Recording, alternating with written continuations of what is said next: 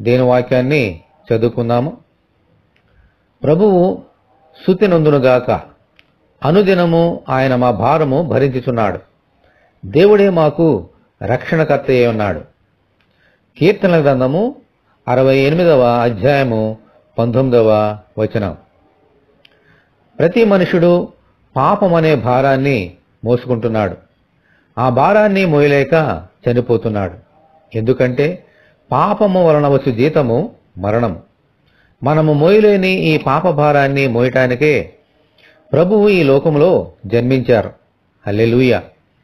అందుకనే భారము మోసుకొనుచున్న సమస్తమైన జనులారా నా యొద్దకు రండి, నేను మీకు విశ్రాంతినిచ్చిదనని ప్రభువు చెప్పారు.